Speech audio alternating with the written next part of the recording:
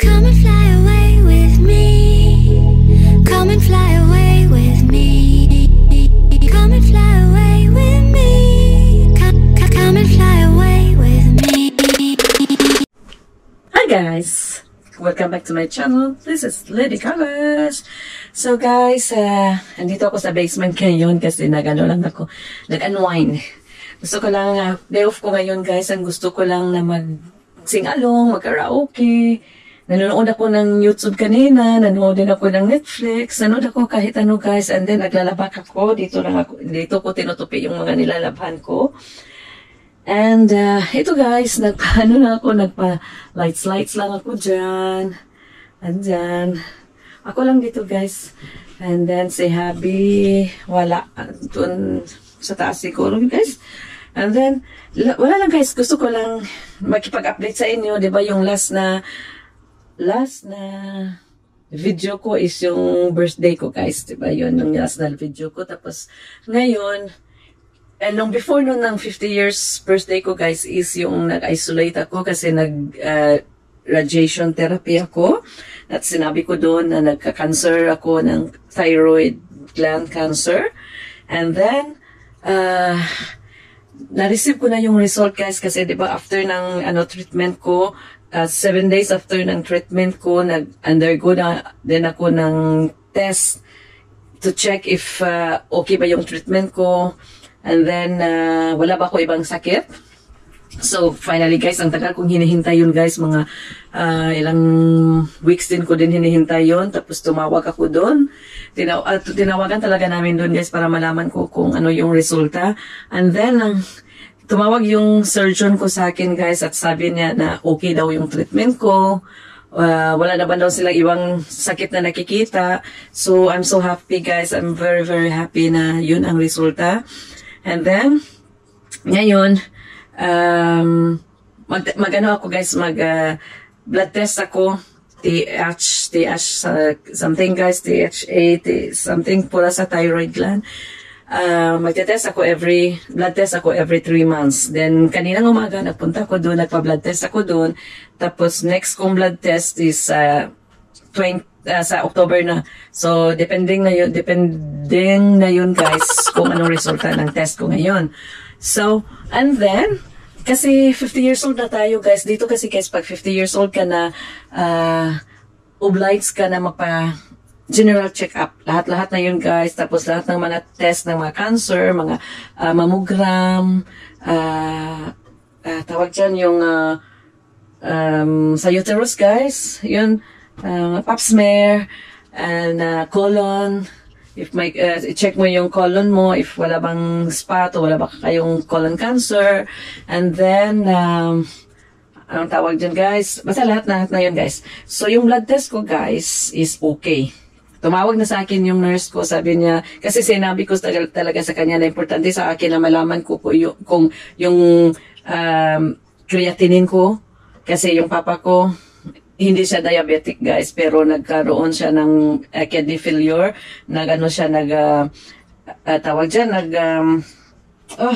nag-dialysis siya guys. So, sabi ko yun, at saka yung glycemic ko guys, kasi yung mama ko, family ng mama ko guys is diabetic.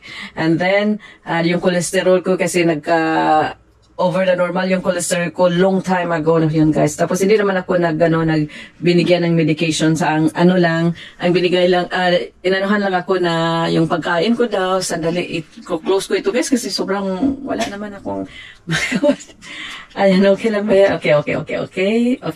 So, yun guys yung nangyari sa akin. Tapos, tumawag siya, okay yung cholesterol ko, okay yung glycemic ko, okay yung creatinine ko, okay lahat yon.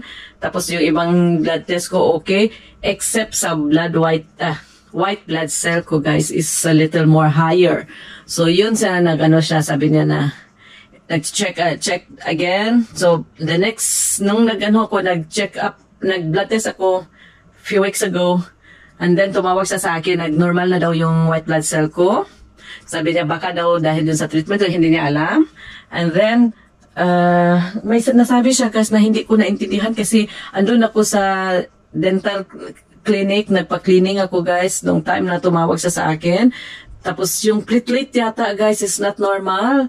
Tapos ilang beses na yan guys na hindi daw normal. Tapos kinausap na nga yung specialist niyan. Tapos sabi niya na okay naman. Hindi okay. Let's say, okay, go back. Hindi siya okay guys. Kasi over the normal siya. Tapos, kunti lang naman daw. Pero yun daw is since the first mga 2004, 2000, kung pagdating ko dito guys, hanggang ngayon, ganun pa rin. So, hindi siya bumaba, hindi siya tumataas.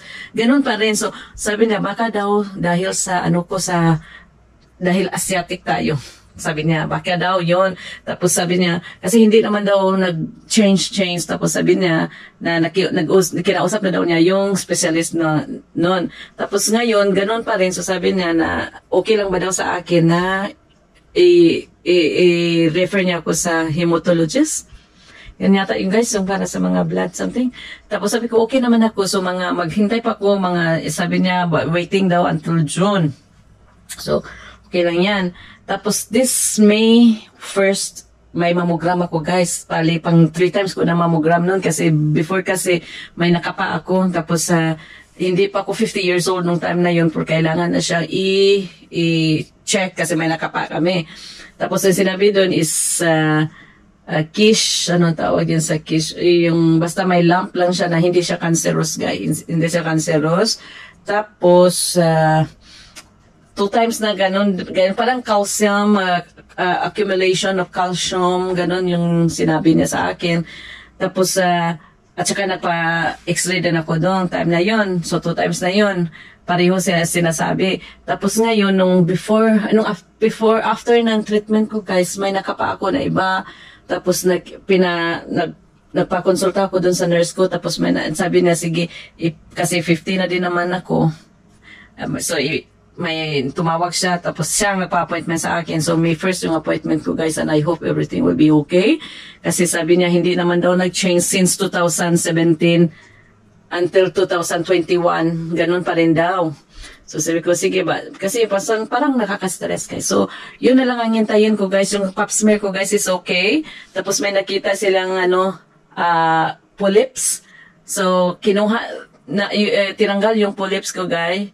And then, tinetest nila, tapos naka-receive ako ng result ko last week, at sabi nila na binay yung polyps ko. So, okay na yun. Good news na naman yun. So, sana magtuloy na guys. Ito na lang mammogram ko guys. Tapos yung ko din guys, yung sa colon. Okay din yun guys. Wala siyang problema. So, okay na yun. Parang okay lahat. Yun na lang hintayin ko guys, yung sa hematologist at saka sa mammogram. So, happy ako guys. Sobrang happy ko sa mga nangyayari sa akin. So, nung after ng, ito pala guys, bumalik na pala yung yung taste ko, yung sense of taste. Kasi nawala yun siya guys ng few weeks talaga after ng treatment ko. Diba nasabi ko na yun sa last vlog ko. Nawala siya guys nung birthday ko, nung party ng birthday ko, nawala siya guys. But, one day before my birthday, kasi yung party ko is Saturday, tapos yung birthday ko is Wednesday the week after. So, nung birthday ko, wala akong pang-taste, pang-lasa. Then, the Tuesday before my birthday, guys, bumalik yung panglasa ko. Tapos, yun yung last vlog ko, guys, na nagluluto ako. At talaga bumabalik na talaga siya, guys. I'm so happy talaga na bumalik na yung taste ko. Kasi paano na naman yung trabaho ko, guys, na cook ako guys, tapos wala akong panglasa. So, ay, nahihirapan talaga ako ng few weeks. Buti na lang yung chef namin at saka yung chef namin, sila yung nagpo-provide lahat. Tapos yung sa soup, alam ko naman yung quantity na ilalagay ko. So okay na yun. And then, so sobrang saya ko guys. At tapos guys, bumalik na naman yung boses ko sa normal. So pwede na akong kumakanta. Anong nangyari? Tumawag ako sa pamangkin ko at saka inayos na ito guys. Oh. Ito kasi yan guys. Ito yung, sandali. Ito yung sound system ko guys, Yamaha. Before kasi hindi siya nag-work, hindi ito nag-work yung dalawa. Pero ngayon nag-work na sila lahat guys. Ito, nag-work siya. And then ito, nag-work siya. At saka itong dalawa. Yung dalawa kasi before kasi yun lang ang nag-work. Ito hindi siya nag-work. So now nag-work siya. Pag hindi ko connect yung Magic Sync ko. Ang problema ngayon, gusto kong magsising along, wala akong microphone kasi wala kasi siyang saksakan ng microphone nito guys, pero yung Magic Sing ang ginagamit ko na microphone. So nag-iiba yung boses niya. So anong nangyari guys? Birthday ko. Birthday ko talaga. Pumunta ako doon sa Walmart at saka bumili ako nito guys, yung JBL na party box. Anong tawag yan basta yung may ano siya, may ano siya dito, may strap. Ito yung strap niya guys, nilagay ko lang dyan na may strap siya, tapos may pang guitar siya, saksakan ng guitar, yan, pwede siya, and then may saksakan siya ng mic, at may isa pa siyang mic guys na kasama na Bluetooth mic. Bluetooth mic. Ito guys, meron siyang mic na kasama isa. So, pwede akong bibili ng yung mic ng JBL guys. Pwede ko isaksak dito. But before ako bumili dito guys, bumili ako ng mic sa Walmart. Ito yun guys, bumili ako sa Walmart. At para isaksak ko sana dito. Pangit kasi yung boses niya guys. So, hindi. Wala talaga. So, nung bumili ako dito guys, kasi gusto kong magkakanta talaga kasi bumalik na yung boses ko guys. So, gusto kong mag-sing along, mag-karaoke dito sa basement. So, bumili ako niyan ng JBL. Tapos, tinatry ko ito isaksak guys. Itong mic na to from Walmart. Maganda siya guys. Sobrang ganda ng boses niya. Kasi ito kasi, ma-echo siya. Yan, ma-echo siya guys. Nung sinaksak ko siya dyan, grabe yung echo din. So, pangit talaga yung boses. So, nung sinaksak ko siya dito, okay naman siya, guys. Sobrang okay talaga. Try natin, ha? Try natin. So, hello. Ito, sandali. Sobrang, ano pala kasi na... Okay. Ito, guys. Maganda yung boses niya. Sandali. Sobrang saya ko talaga. Kasi sobrang ganda ng boses niya. Hindi tulad yung sa isa dahil siguro sa soundbox speaker. So, off natin siya, guys. And then, ito yung JBL. Ito yung JBL, guys. Ano ba? Ito. Yan.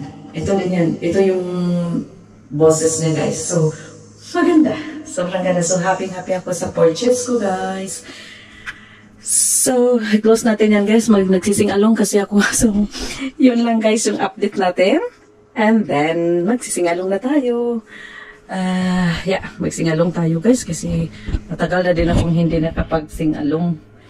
Alam naman ng party ko, so nagsisingalong kami. Singalong tayo guys, open ko muna ito.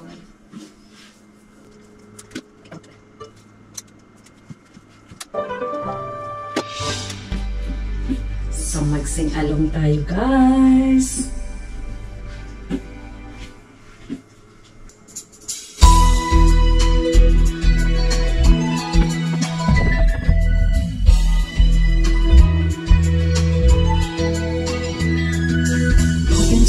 The loving you give me, the feeling you share.